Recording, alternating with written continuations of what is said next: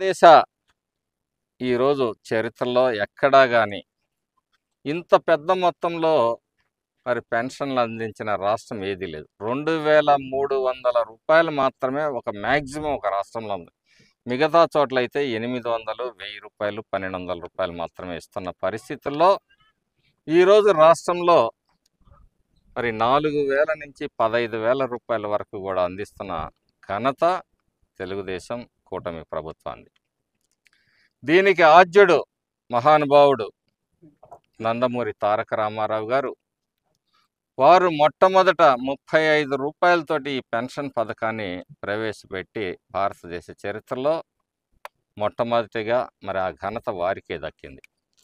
ఈరోజు వారి పేరు మీదనే ఎన్టీఆర్ భరోసా కింద మరి కార్యక్రమాలు జరుపుతూ వస్తాను.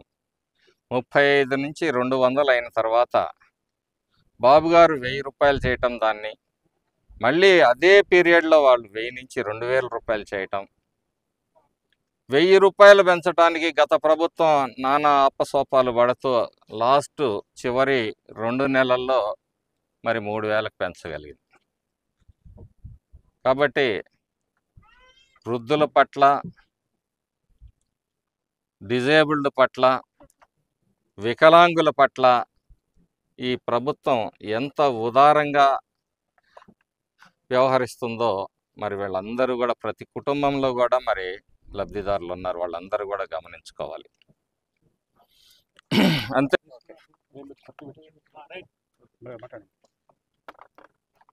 గత 5 సంవత్సరాల విధ్వంస పరిపాలన, ఆర్థిక విధ్వంసం, అట్లాగే వ్యవస్థల విధ్వంసం జరిగింది. ఈ సంవత్సర కాలంగా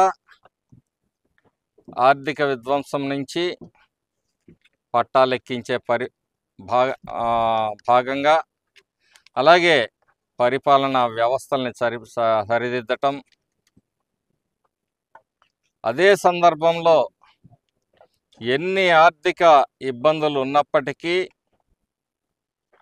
ప్రజలకిచ్చిన సూపర్ 6 వాగ్దానాలని అమలు చేయాలని చిత్తశుద్ధితోటి ఈరోజు కూటమి ప్రభుత్వం, గౌరవ ముఖ్యమంత్రి వర్యులు నారా చంద్రబాబు నాయుడు గారి నేతృత్వంలో అహర్నిశలు, మరి చంద్రబాబు నాయుడు గారు అయితే ఈ 75 ఏళ్ల వయసులో ప్రతిరోజు 16 నుంచి 18 గంటలు పనిచేస్తూ ఈ రాష్ట్ర భవిష్యత్తుకి ప్రణాళికలను రచిస్తూ ఒక సుపరిపాలన లక్ష్యంగా ఈరోజు పనిచేస్తూ ఉన్నారు. ఏడాది కాలంలో